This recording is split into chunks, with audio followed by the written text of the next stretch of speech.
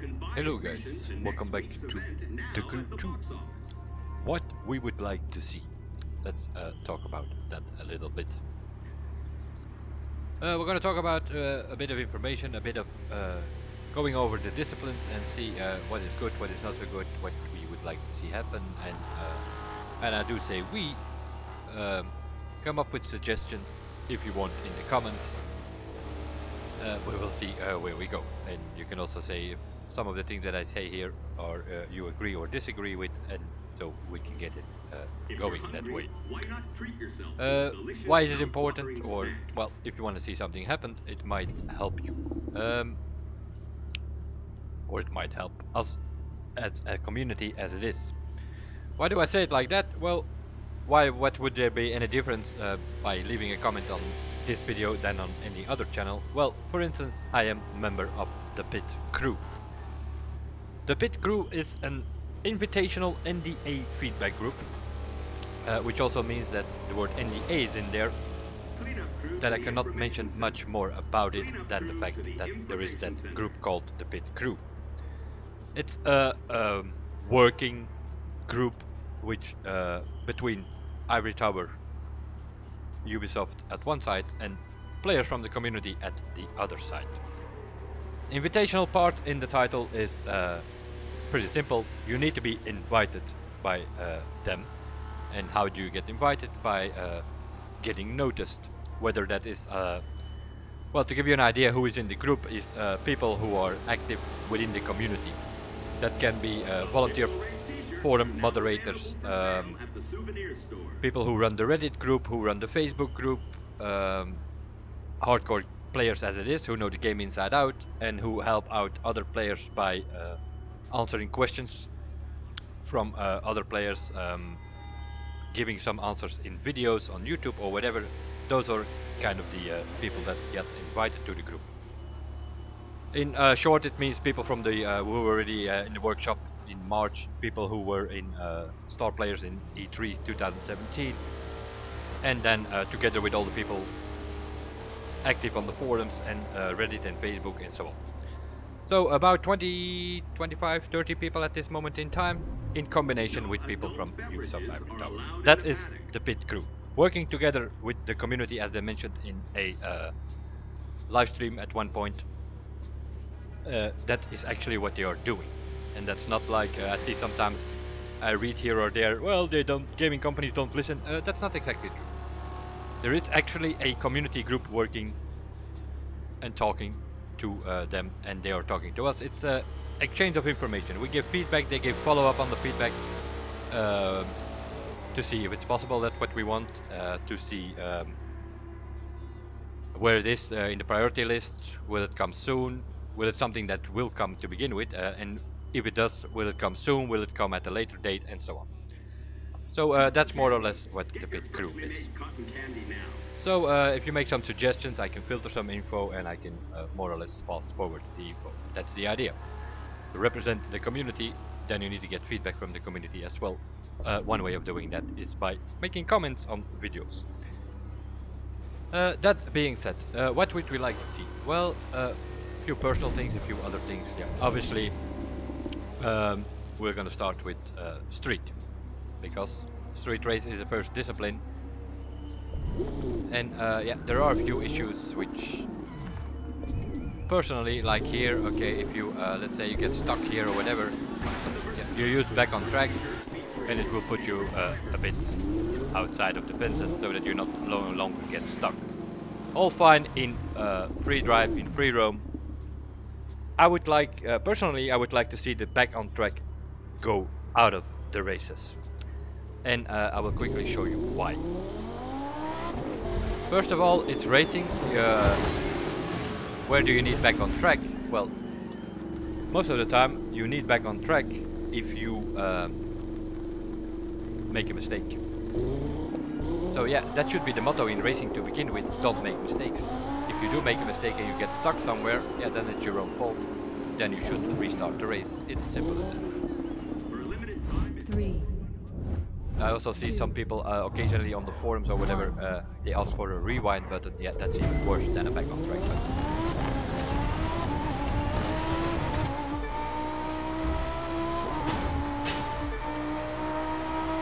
Secondly, yeah, you have these ramps going all over the place. Unfortunately, those ramps are, yeah, they are what they are, but they slow you down. If you're taking the ramp and you hang in the air, they're gonna slow you down. As simple as that. So you take this ramp, you're hanging in the air, you lose speed. It's gonna cost you time, if you mention time things. Same here, hanging in the air, you lose speed. All that truck on the side, of course, also. Over here, yeah, here where the problem already that you can like go next to the checkpoint and then you jump over it and again lose speed in the air. That's lap number 1. We sort of did, let's say, in a normal way. Although sliding a little bit here and there, we're not doing a time attack, just making a few points. With the camera from behind, which is something I never use, as you can see, sliding all over. So, those ramps, yeah, it is what it is, but you can just avoid them. You don't lose time in the air. And it's just faster than taking the ramp. That's already something, yeah.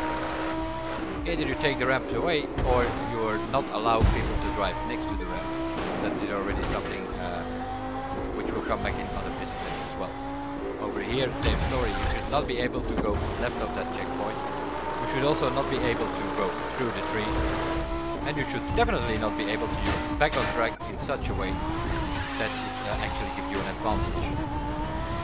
Like I just did there before the finish. If you do that straight here from the Eiffel Tower to that checkpoint at full speed, you can gain like 2-3 seconds on the whole lap, if not more, just by doing that. And that is another reason why I want to see this back on track out of the race events, because it's abused. This is not making a mistake, no, it's actually on purpose using it in your advantage. You just drove straight to the checkpoint, you press reset, it puts you back on track, facing the other side, and it's just 2-3 seconds faster. So yeah, another reason why it should go, in my opinion. Keep it in the game, in free drive, in case somebody rams you, or in case the AI starts behaving crazy suddenly and they ram you and you get stuck somewhere, then you need something to get out of there. So we definitely need the back on track, but not in racing place. If you make a mistake in racing, that's your own mistake. You should learn the track and don't make mistakes. And then if it's not in the race events, it also cannot be abused. Other than that, for the street, no real questions or debatable things going there. We have 16, 17 or 18 races at this moment in time. That's more than enough, I think.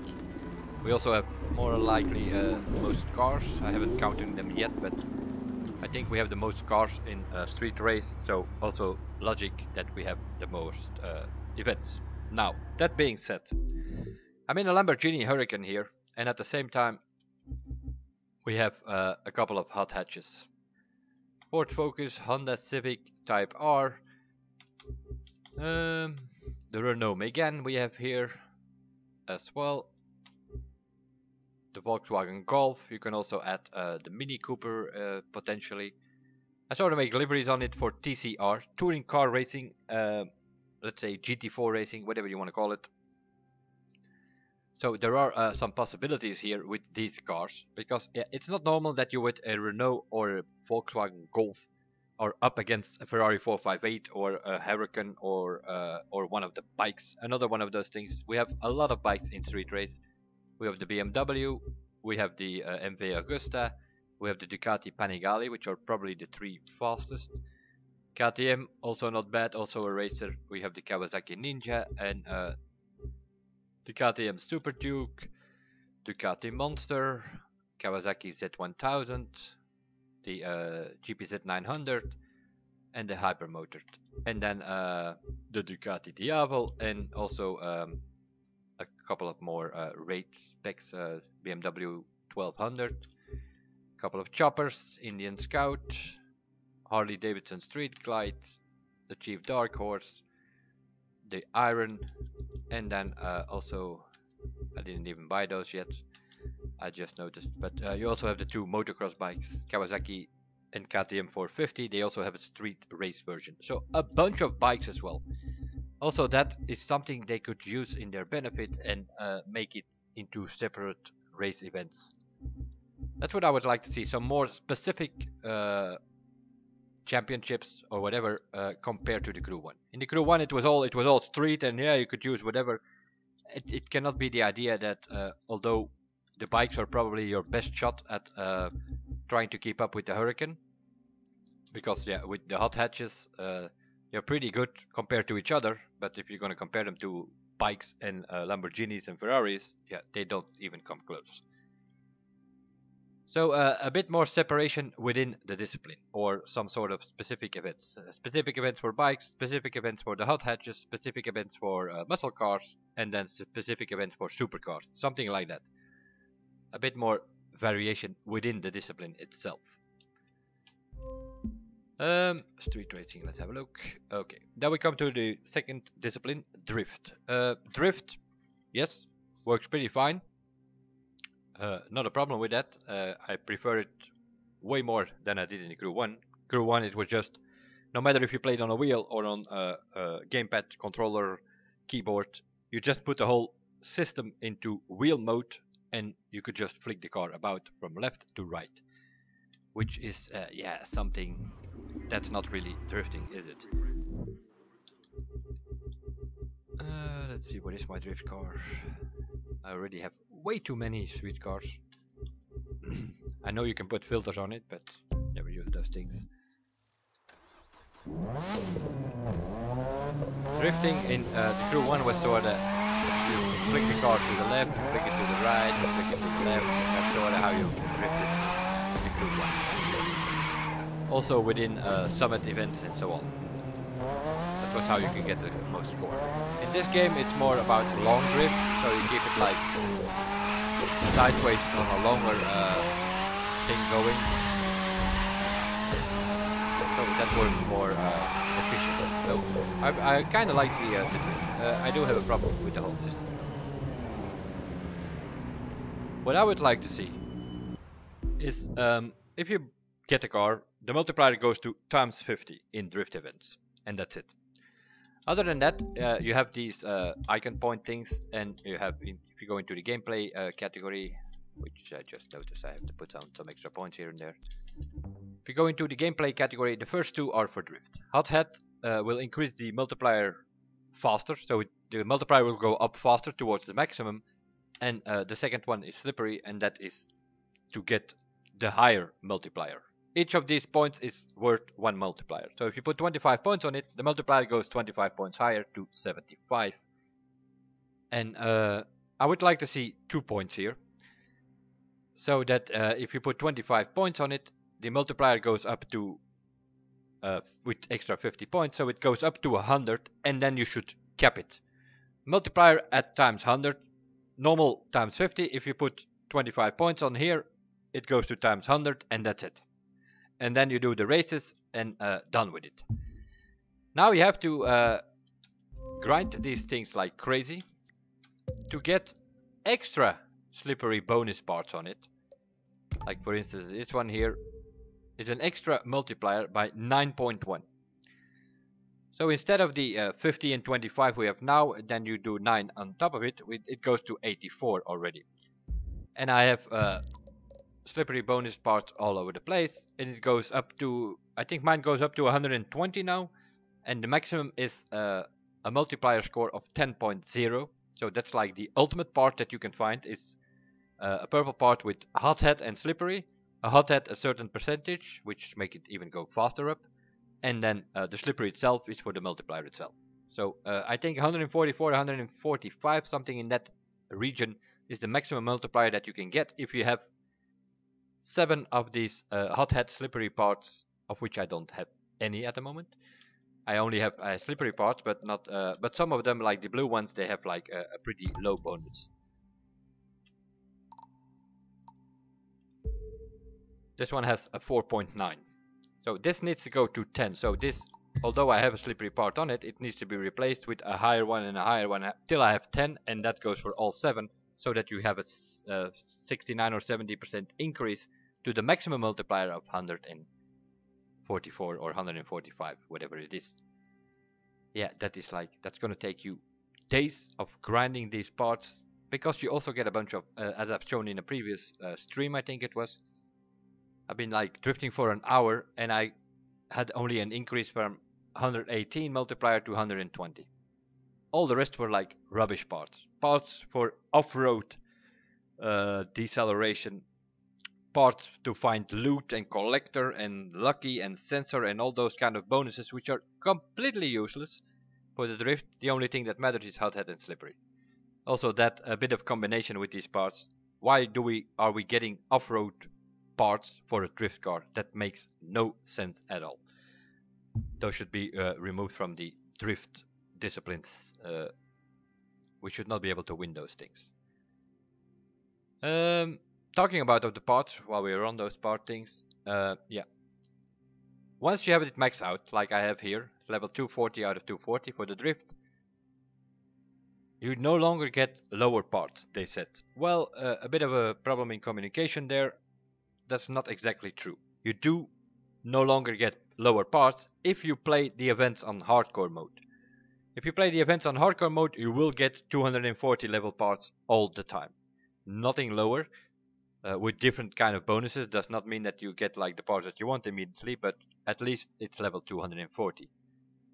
If you play the events in a normal mode, then what do I do by normal mode is, for those who don't realize that yet, that there are two different modes. You have normal and you have hardcore mode. If you put it in hardcore, you always get maximum level parts. If you put it in normal, if you have the car on maximum level, of course. If you put it on normal, you can get lower parts. If you go out in free roam and you go look for those loot boxes, you can get lower parts. Although you have your car at 240, you can get 231, 234 level parts. Doesn't matter that much for the drift, but it does if you want to upgrade your vehicle in another discipline. So yeah, that's sort of for the drift. A bit of an issue with the multiplier thing there. That you have to put perk points on it to get a higher multiplier, I can understand. But that you have to grind like crazy to get a better score due to even better parts on it, that is something that's a bit too much of grinding, if you ask me. Because we're only talking about one discipline out of 14, and with September upcoming, that's going to be 15 different disciplines. So yeah, not really exactly what we want. The drag, yeah, it's not my personal favorite, that's pretty sure. I have upgraded my car to 400. I have done everything in normal and hardcore mode, and that's about it. Drag is something, yeah, for me, drag is like, that's an invitation for cheaters. You always have hackers with speed hacks and trying to do all kind of stupid stuff in the drag, because drag is one of those short things that they can quickly do, and drag is always an event where you're gonna have a bunch of cheaters in it. And other than that, I find it personally as boring as hell. You shift a few times, you hit the nitro, and you finish. That's it. A to B, straight line. So yeah, I'm assuming if you're into drag that you are missing a few events, because yeah, we have like, what is it, 1, 2, 3, 4, 5, 6 events only in drag. Just as with the drift, it might be an idea to actually come up with outside events. Now we have the drift, we have some certain tracks which they close down, and there you can do drift. But we also have mountains in the canyons, we have mountains in the north of the map. We could do some toges, some mountain runs with the drift. Those are possibilities that should be taken in consideration over time. The same goes for drag. Yeah, they have like the well-known salt flats. In the Crew 1, people were always doing drag there, even in free roam, so definitely there should be an event somewhere in that area added to this. But yeah, it is all a bit what you like and what you don't like. Hypercars, that is the next discipline. We have a decent variation of cars. Unfortunately, the fastest cars seem to be that one gear piece of wonder, some might call it. I find it one gear piece of shit, but I don't like that car at all. It only has one gear. It doesn't have any power in the low speed.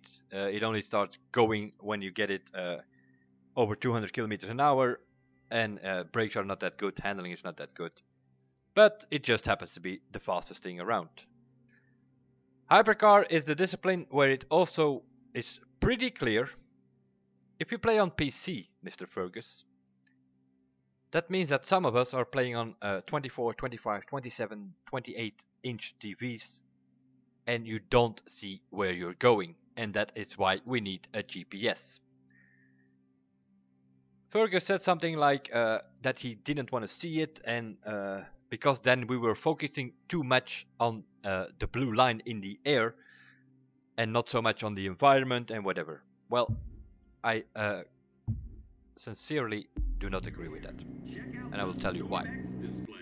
First of all, what he says is completely not true. Because if you are racing with this thing, like now, at the night, perfect example because hello headlights. Let's go to cockpit view, shall we? Headlights are optional, they're working on that.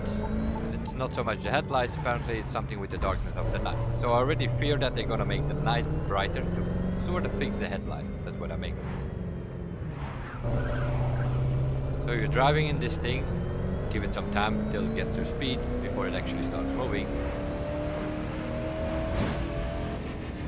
And then you're supposed to know where you're going. We are in a city here, which is full of traffic, cannot pass. And then it's fine, you have traffic lights, you have all kind of lights, and it's all lighted up as much as you can. So you more or less know where you're going. If you're a bit familiar with the map, then you know where you're going.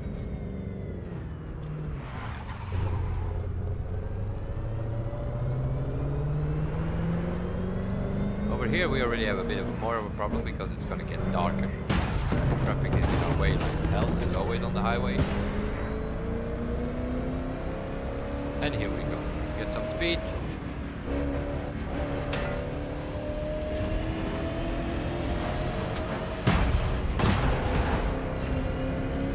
I'm in the middle of the road and I'm still getting attacked by traffic.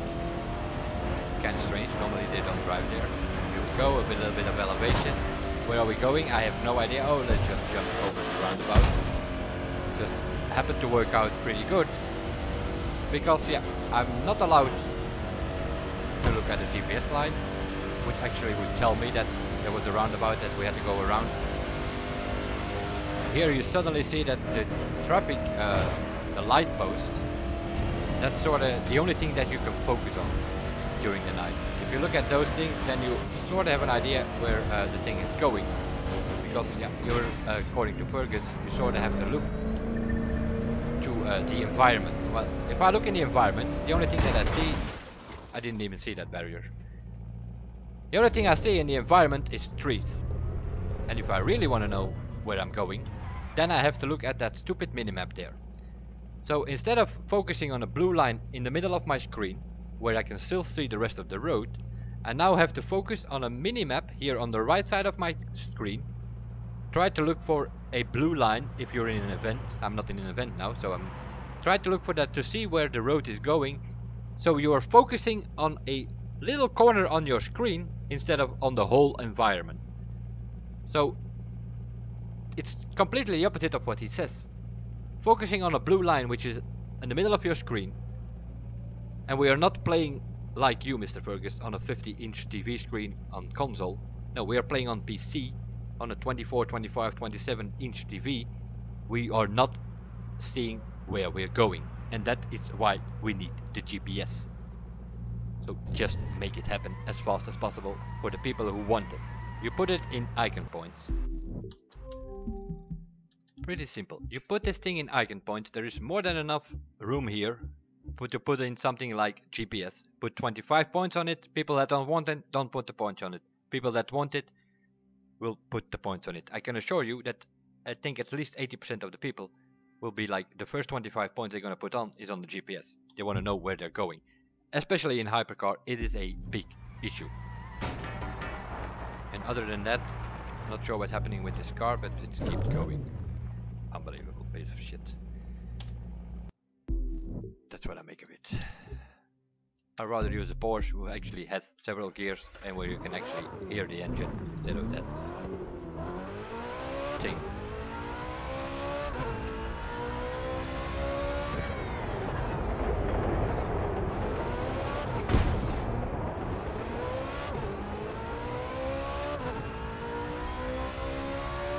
Especially in Hypercar it shows so much because, yeah, pretty simple, because you get the high speeds. And what you always happen as well, bright sunlight, what do you see? White cars. It's like here there is some sort of blur going on here on the road surface itself, that if you don't look at the minimap you have no clue where you're going. You cannot really see if this turn is gonna turn right or left. You have no idea at all.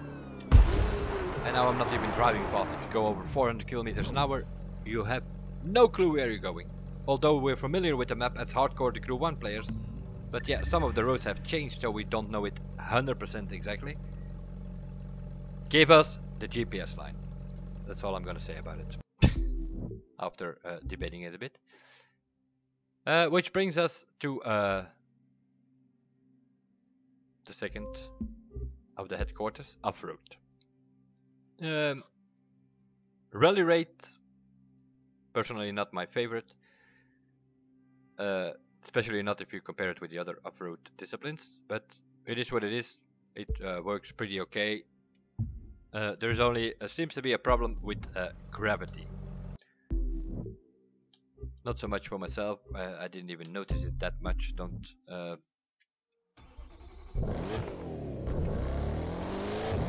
But apparently there are people out there who have a problem with the gravity of these things. You fly around and you jump around, and it's like, yeah, too fast on the ground, and if you hit these rocks, when you end up in water. That's not a good example, of course. If you hit these rocks, bam, it just puts you on four wheels like nothing happens, while normally you probably should roll over to begin with, and it's like you're too much on the too fast on the surface as it is. You drop down too much.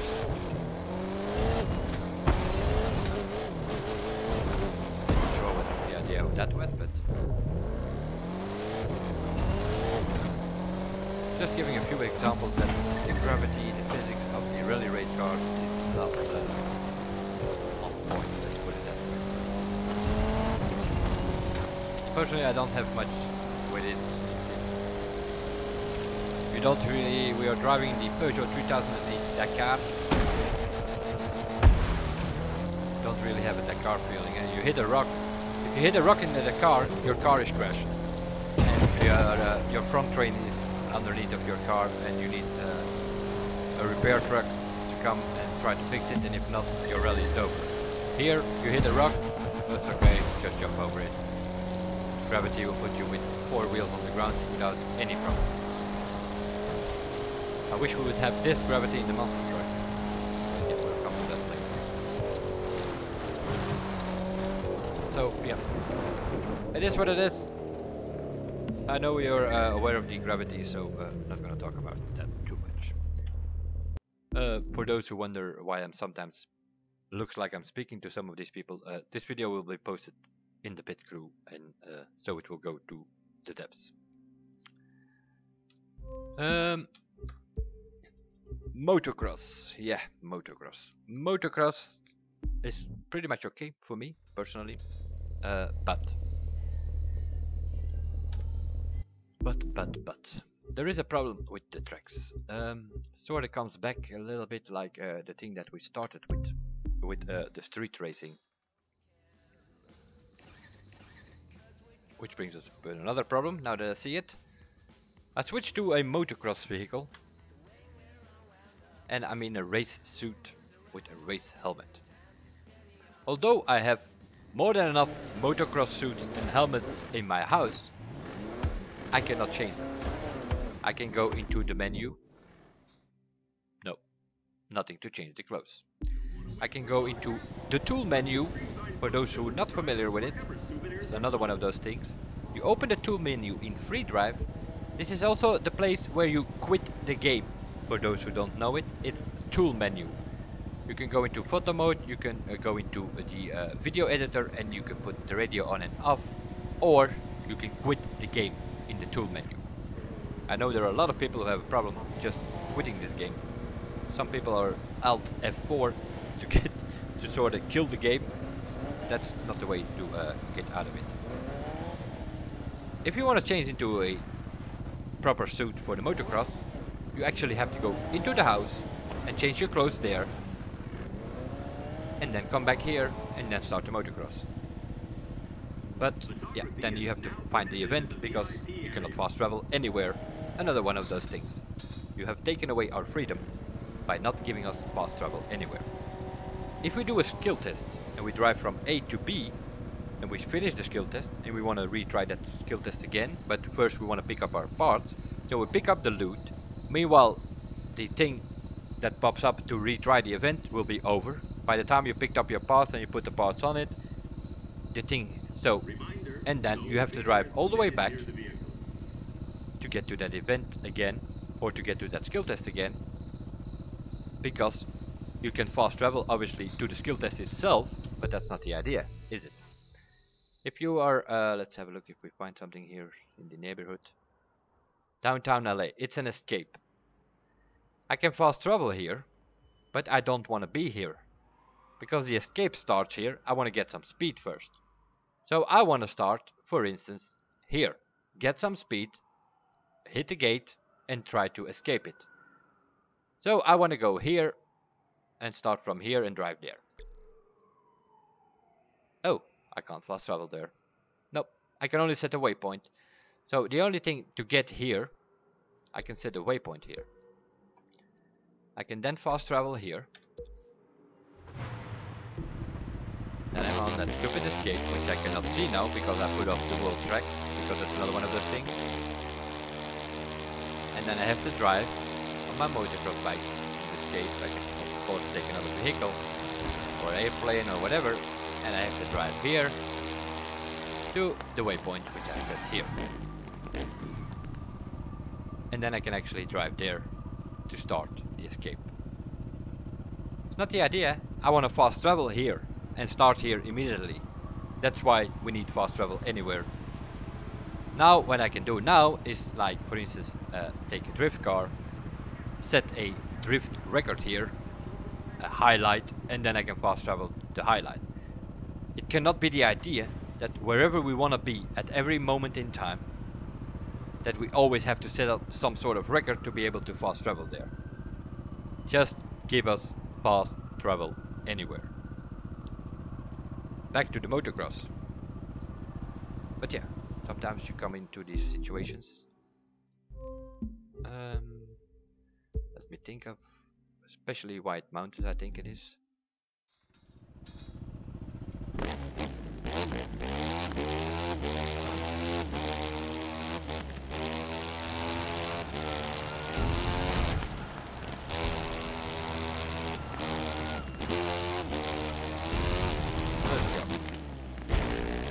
So you have this motocross track. Very interesting. Motocross, dirt, track. You have these jumps, but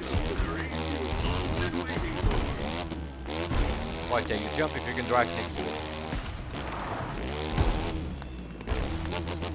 Why stay on the track if you can shortcut?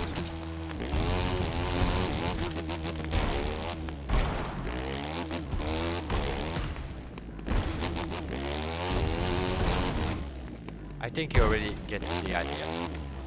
The problem that I have with the motocross is the placement of the checkpoints.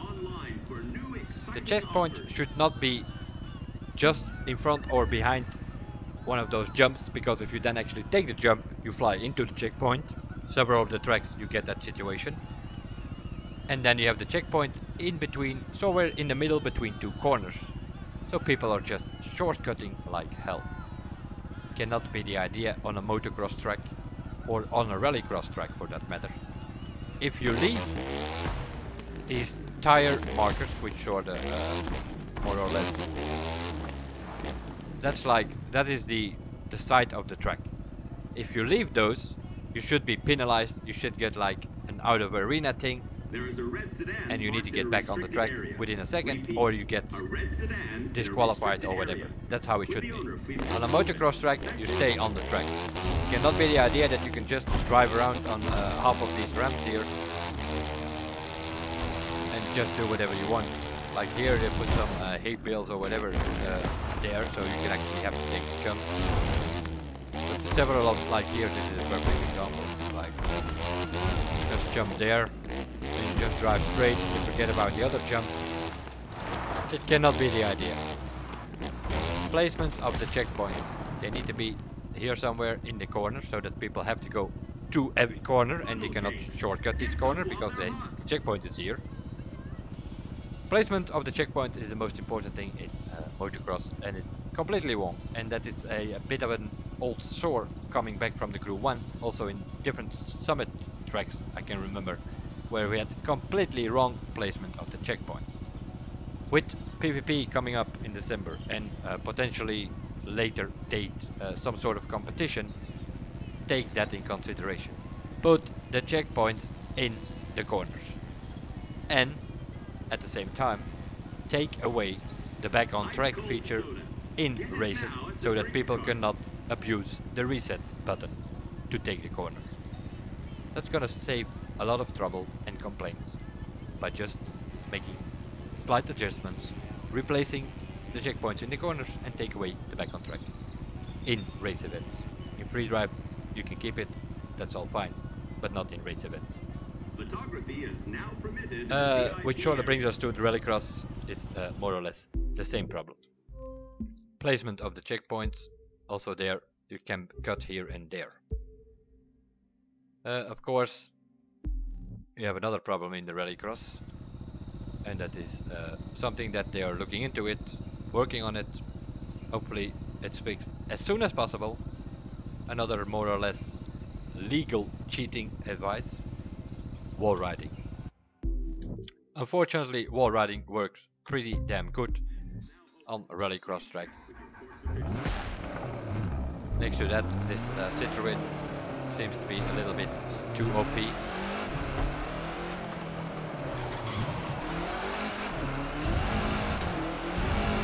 Sharp corner? Well, not really. Just wall ride it, not a problem.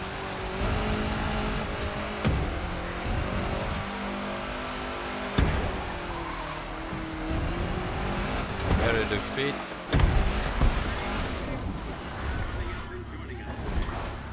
So yeah, also here, checkpoints on its own. Yeah, here and there there are also checkpoints which not exactly where they need to be, which means shortcuts are possible. And then the biggest problem of all is that you have these checkpoints.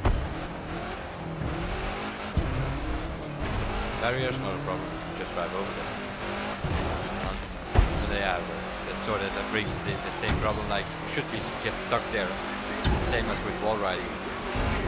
If you get stuck on that wall, or if you lose a lot of speed, then you don't have all of these trouble.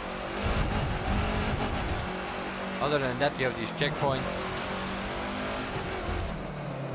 Also there, you should be able, or you should not be allowed to go around them. Cannot be the idea. Some of the tracks you can take checkpoint on the left of it instead of going through it. That can also not be the idea.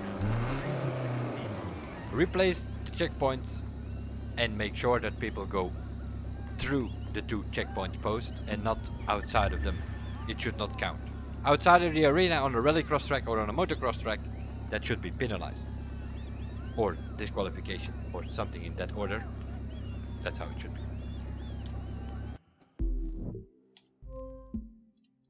Freestyle.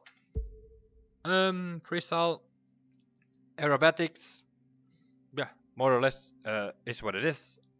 It all happens in open air, so yeah, you cannot really cheat there with checkpoints or that kind of stuff. So that's a pretty okay discipline, I guess, if you're into it. Personally, For me it's something that I do on the side. Not so much interested in it. Other than that, I've done the events in normal and in hardcore mode, as I did with all the events. So aerobatics, more or less fine for what it is. The Jetsprint, nah, a bit of a more or less the same problem. I know you can shortcut here and there over the grass, and that's fine as long as it's not too long or too high. Because if you're too long on the dry, yeah, then you're gonna slow down and it's actually gonna put you, and you have to use back on track. So for the Jetsprint, all in all, it's fine. Although I'm pretty sure that some of the corners are a bit too much cuttable, but all in all, it's pretty okay. Which brings us to yeah, the most annoying of the disciplines in freestyle. There are a few problems here and there.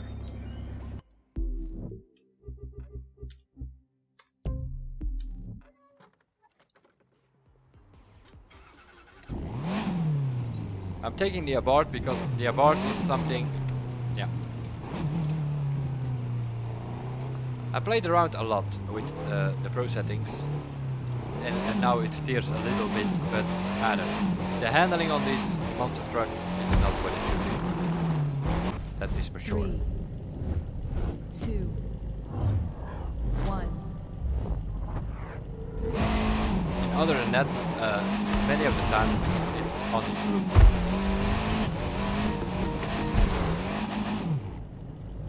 So I have to go up throttle to do a flip, and even that doesn't give many points. So it's basically I wasn't even steering, so it's like just the truck or the car itself steers like crazy on its own, but when you actually want to take a corner, it doesn't. And then you have this thing. This abort is more on its roof than anything else. It really is. And then if it is on its roof, then it resets you back at the start of the whole event. So also that, if you're not careful, you can afford, if you play around with brake and throttle, you can turn the, if it's on its roof, you can turn it yourself a little bit.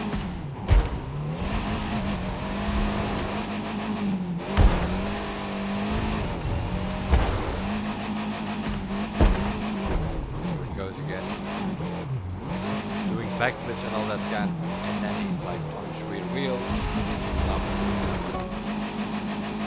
And then you have this combinations here, which gives you like super enormous air spin and twists and threads. So you get probably gonna get more points of doing that thing over and over, like you're doing in free drive with the free drive dozens of users trying to get to a higher icon. Those are all these people that you see on icon. That score is a winner. 900,000, 1100, whatever.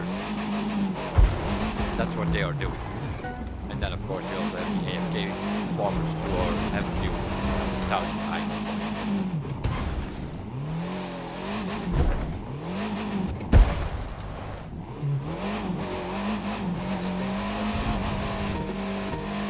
All you want is what you want. Steering all that I can to the right, and then first it doesn't steer, and then it slides back. Try to make it a bit more stiffer, and then, but then it doesn't steer at all. So it's like here it looks like it has a drag car engine in it. Wants to do a wheelie more than anything else.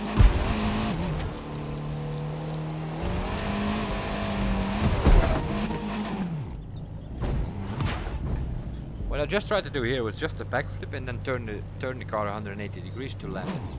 And that's sort of how this game does it. Something which we normally did in but this it just bounces off on its real wheels or whatever it is that it's doing. I have no idea.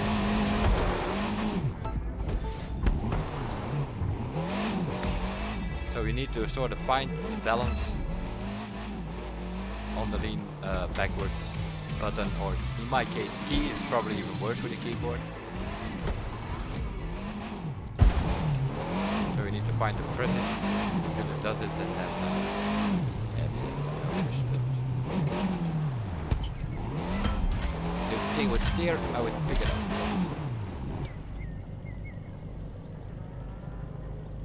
up. Well, coming from the technical tests, I've been in all of them. I can assure you it already improved a lot. But it's definitely not what it should be. Which brings us to the last disciplines. Powerboat, yeah, personal favorite, not really. It's sort of, for me, it's sort of like drag. It's pretty straightforward. You just full throttle, you lean backwards, trimming the whole time, and you steer, and that's about it. And other than that, it's from A to B. It's a bit boring. Not my discipline. Air race, yeah, planes in general, whether it's aerobatic or air race, those are events that I'm not doing that much. It's not that I don't use the planes, but that's more. I use the planes more in free roam to fly around, because at most of the times it's the fastest way to get to a certain point, or to get to the loot boxes. For instance, go in an air race plane, find the box, you go down, you switch into the vehicle that you want to do, and you open the box with that vehicle. But to get to the loot boxes, air race is the fastest way to go. Alpha GP, more or less okay, but also Alpha GP and Touring Car, for that matter, have the same problem as the Rallycross. On some of the corners you can wall ride. It should not be possible at all with any vehicle. So yeah, other than that, the Touring Car and the Alpha GP, they are track based. There's not much you can do there. You cannot really shortcut. Can't immediately reset back on track. Not that important in these events, because you don't really can miss a corner. It's like it's on a track. It's closed track most of the time, so you cannot shortcut or go off the track or whatever. So the back on track cannot be abused in these events, as far as I know. Maybe here or there, but I don't think so. So that's all fine. Now we go back to the map. Monster Arena, that's very interesting. But other than that, if you go around this Monster Arena, what you see is trees. If you go here to this whole area here, what do you see? Trees. If you go here, what do you see? Trees. Mr. Fergus does not want to give us a GPS line. He wants us to explore the map. That is all very interesting. But what are we supposed to explore? The Pikes Forest with trees. Some more trees. Or maybe here. Some more trees. This whole area, all that you see here, is trees. Trees, trees, trees, trees, trees, all over the place. Other than that, Chicago Airport. Trees. Why is Chicago Airport removed?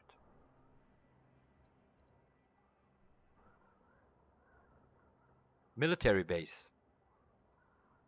Trees and lake. Where is the military base? San Francisco. All kind of buildings disappeared. More or less turned into a dead city. Other than that, surrounded by trees. Now I can understand that for future events, such as the hovercrafts and other upcoming disciplines and events, you need some room here and there. But I think that we can conclude that even in the Crew 1, we had more than enough space to potentially add new events and new disciplines on the map. And seeing we are using the same map, I think we have more than enough space to put events there. So why did you have to take away like key things like the military base, Chicago airport, certain buildings that have disappeared, certain tracks that have been altered or disappeared, certain roads that have disappeared to replace it with more forest, more trees. I don't know. To some of us it looks like you have started with New York. That's pretty obvious. That was in the first technical test in E3. What did he show? New York. New York is pretty much rebuilt and it's all fine. There are not that many trees, mainly buildings and bridges and all that. That's fine. Added some racetrack there, and here and there some water roads so that you can get out of there with a boat, which of course we did not have in the Crew 1. So New York, pretty much okay. Now we go to Miami, which was more or less the second city that you featured. Also there, it's more or less balanced out, but also here you already see it coming back.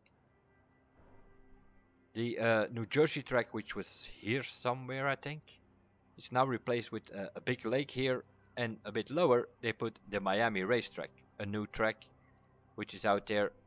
Other than that, it's surrounded by lots of empty areas which are filled up with, you can already guess it, trees. And then I don't know what happened then. Then a few changes have been made. The Monster Arena, which was here in the ocean, has been moved. To the skate arena here, sort of northeast of Dallas. Then we have here west of Dallas, we have one of the 6 houses that we have on the map. Also there, some sort of, I don't know what happened.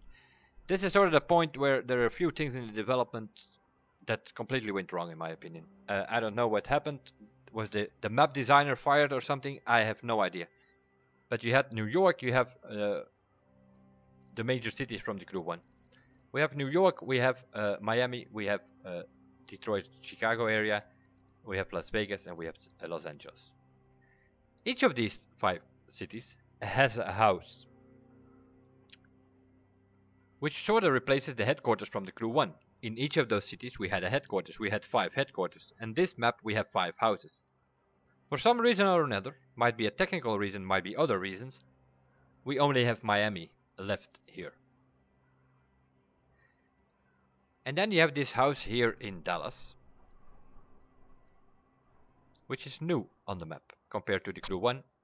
We did not have a headquarters west of Dallas, so this is a new house. As you can see, it's the same as the one in Miami and in Los Angeles.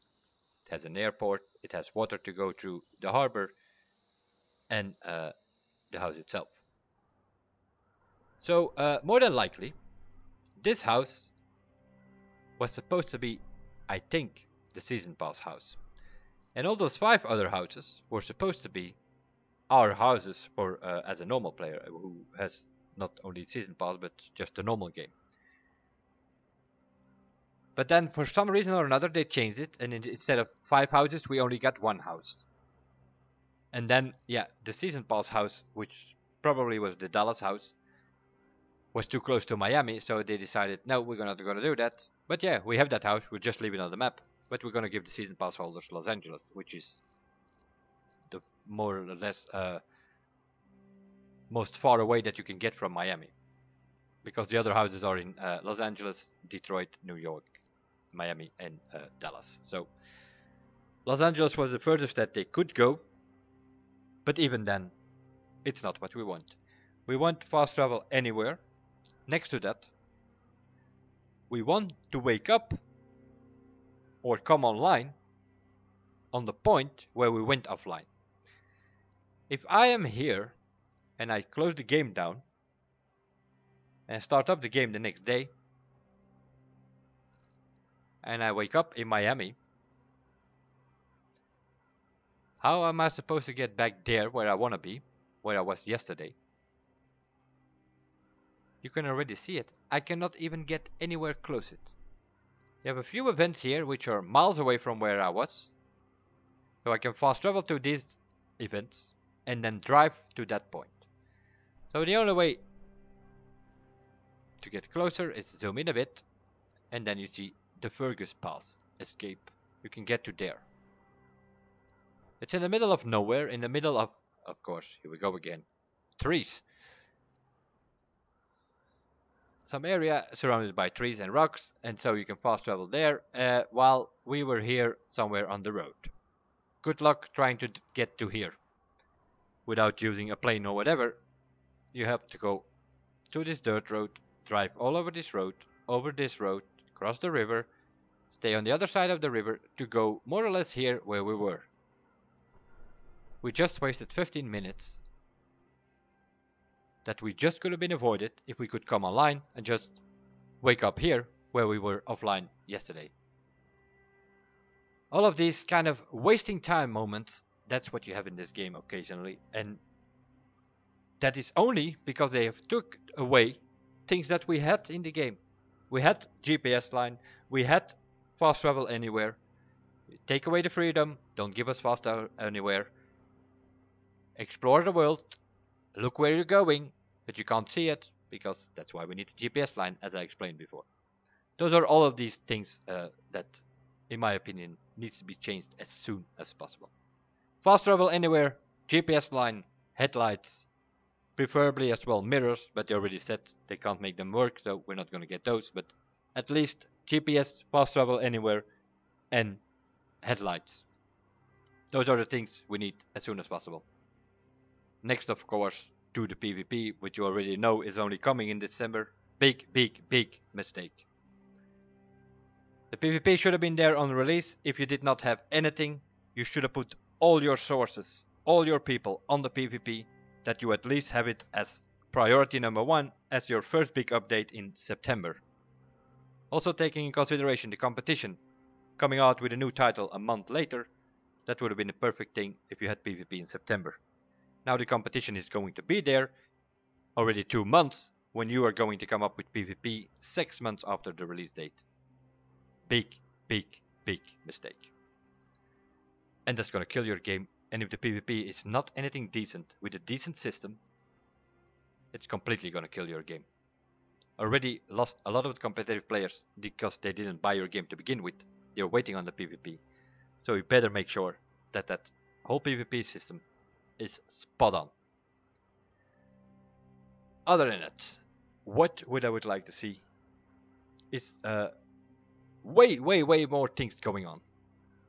We have a campaign to go through. Hardcore gamer can do that in 2-3 days, everything at 100%, and there's nothing to do. You take a look around on this map, there's nothing to do.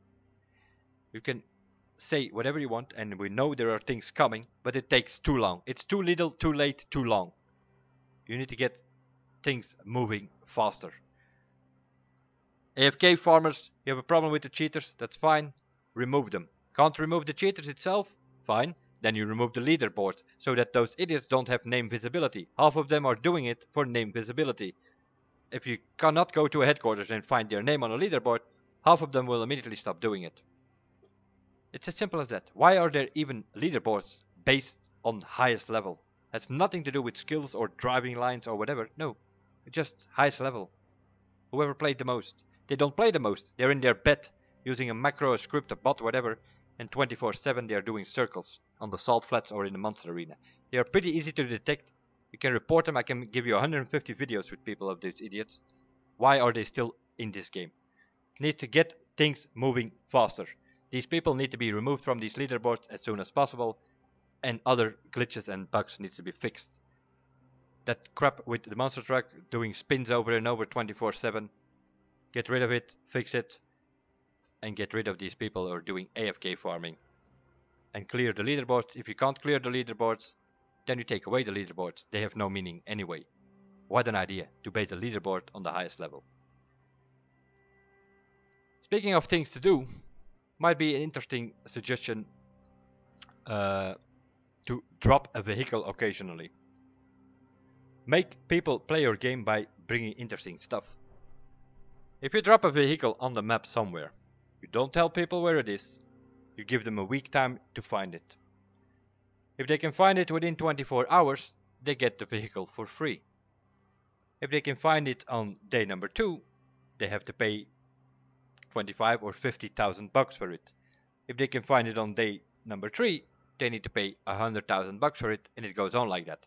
If they can find it on day number 6, they need to pay full price. And on day number 7, after 1 week, you just release on the website or whatever where the location is, so that people can just pick it up for 150% of the price. That will make people play the game. Some people might not care, that's fine, then they can buy it for 1.5 times the full price at 150%. And people who want to find it are gonna try to find it as soon as possible, within 24 hours, so they can get the vehicle for free. Drop vehicles. Just a suggestion that I throw in here to finish up this pretty long video with ideas and suggestions and feedback from not only from myself, also from suggestions and feedback coming from other people in my friend list, in my, let's say, inside network. So this is sort of the ideas and the suggestions that I have at this moment. Other than that, for the people that have watched the whole video, leave a couple of comments, suggestions, ideas in the description of this video, so that is taken in consideration when we give feedback towards the devs. I will see you guys in the next one, and bye for now.